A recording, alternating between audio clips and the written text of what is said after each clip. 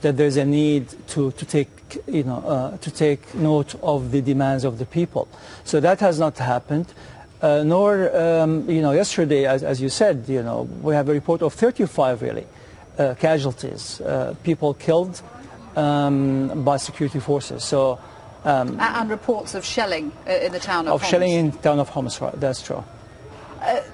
But we're getting to a point where there is a lot of increasing pressure on President Assad from the Arab nations.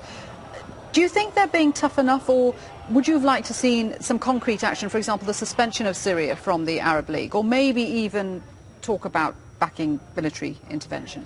Well, clearly the Syrian regime feels that it's cornered, trying to find a way out. But unfortunately, this is not through trying to reconcile and go toward a real transition to democracy. There is national dialogue, though, planned for 2 weeks' time.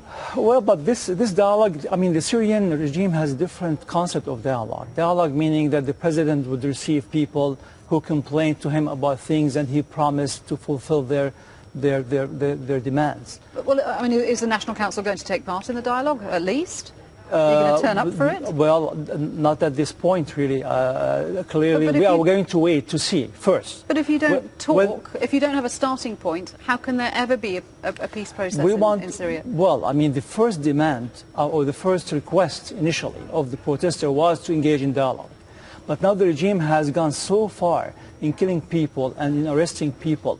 Now, if the regime would start pulling out, or will pull out its forces from the streets, release all prisoners, around 40,000, and show real signs that it is going to change course, then that probably could lead to different thinking. But at this point, it's too early, really, to say that the council is going to engage the regime, knowing that this is a very clever regime that try always to play games.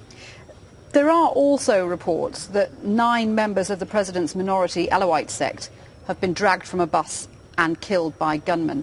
Now, that doesn't help anything, does it? Because that flies in the face of protesters' claims that their demonstrations are wholly peaceful. I haven't seen that report. If it's true, definitely that's unacceptable. But of course, this is part of President Assad's claims that he is now battling gunmen and terrorists. That's true. But the problem is that the government has a narrative that really doesn't fit with reality. They talk about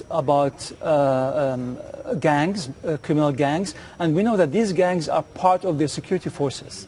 And so I think unless we understand what's going on and the media, unless you can go to Syria and review people and see what's happening, then all the claims about the regime are just claims and try to cover their crimes. Okay, Louay, thank you very much indeed for speaking with us. Louay Safi from the Syrian National Council there.